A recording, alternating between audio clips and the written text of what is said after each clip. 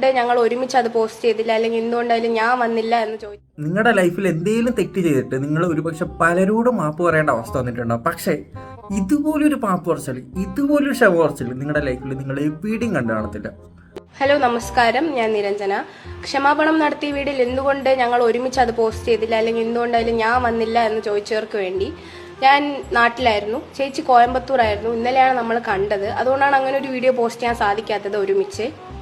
ഇപ്പോൾ ക്ഷമാപണം ഞങ്ങളോടല്ല ചോദിക്കേണ്ടത്, മെഹന്തി ആർട്ടിസ്റ്റിനോടാണ് ചോദിക്കേണ്ടതെന്ന് പലരും കമന്റ് ചെയ്തിട്ടുണ്ടായിരുന്നു. ഞങ്ങൾ മെഹന്തി ആർട്ടിസ്റ്റിനെ നേരിട്ട് കണ്ട് നമ്മുടെ ക്ഷമ അറിയിച്ചതാണ്. ഒരിക്കൽ കൂടി ഈ പ്രാങ്ക് കാരണം ആ മെഹന്തി ആർട്ടിസ്റ്റിനുണ്ടായ മാനസിക ബുദ്ധിമുട്ടിന് ഞങ്ങൾ ഒരുമിച്ച് ക്ഷമ ചോദിക്കുന്നു. ആക്ച്വലി ഇത് ക്ഷമ പറച്ചിൽ തന്നെയാണോ? അല്ല, അവരുടെ ആ ഒരു പറയുന്ന രീതിയും അവരുടെ മുഖത്തെ എക്സ്പ്രഷനും കണ്ടാൽ ഇതിനെ എന്ത് പേരിട്ട് വിളിക്കണമെന്ന് എനിക്കറിയത്തില്ല. കാരണം ഇതുപോലൊരു ക്ഷമ പറച്ചിൽ എൻ്റെ ലൈഫിൽ ആദ്യമായിട്ട് ഞാൻ കാണുന്നത്. പക്ഷെ എന്തൊക്കെ പറഞ്ഞാലും കേരളത്തിൽ കുണ്ടിക്ക് മൈലാഞ്ചിട്ട് ഫേമസ് ആയ ആരെങ്കിലും ഉണ്ടെങ്കിൽ ചോദിച്ച് ഇവരെ രണ്ടുപേരെ കാണിച്ചു കൊടുക്കാൻ പറ്റും.